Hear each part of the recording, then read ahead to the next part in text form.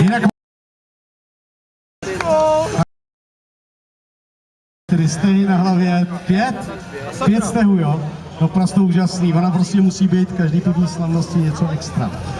Kajina, ahoj. Tak. Dopak je Vojta. Ale Vojto, dal jsi to už někdy takhle? Ještě ne. Těšíš se? Těším. To my taky. Já nemám baterku. Takže když ty seš Vojta, tak Martine.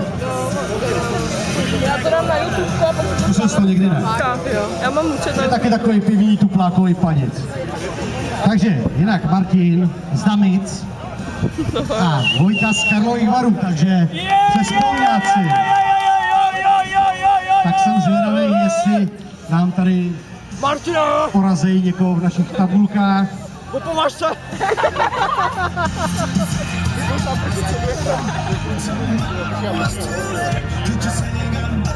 Jinak samozřejmě, když máme takovou čekačku ještě, co jste tady připravil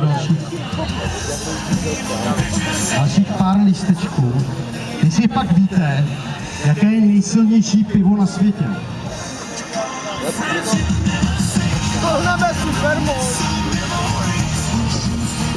Ale nevím, co ty máš s 38, jo, ale to je docela dobrý ročník, když to je skoro můj věk, takže nese. Takže, přátelé,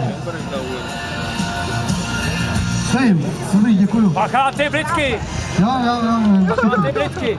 Já mám takový půl bez zákoby, já dozadu nepadám. Takže, nejsilnější pivo světa má 55% alkoholu. Je kořalka!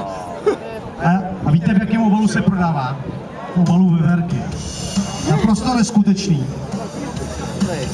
Uvařili ho sláci ze skotského pivovaru Dave Dog a dali mu název Konec dějin.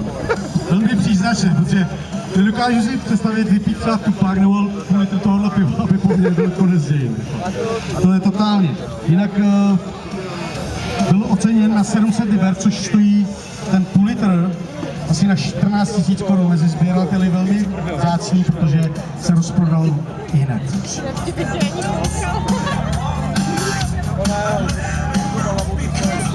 Jestli chceš, tak nám tady můžeš něco říct, než ta pěna upadne. Musíš to naklopit tak, aby ta pěna šla na konec. To se špatně zvrací, to vím.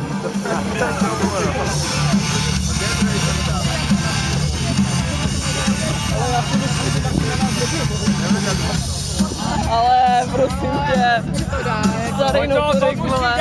Pojď to, jedeme! Takže Vojtěch a Martin si to teď rozdaje, to je poslední pivní souboj, který dneska tady uvidíte pravděpodobně. Jestli se nepřihlásí 2 děvčata, Kajina nemůže, aby to vytýkalo mezi těma stehama. Stehama jsem chtěl říct samozřejmě. Takže, pánové, jste připravený, ruce za záda. 3, 2, 1. Martine!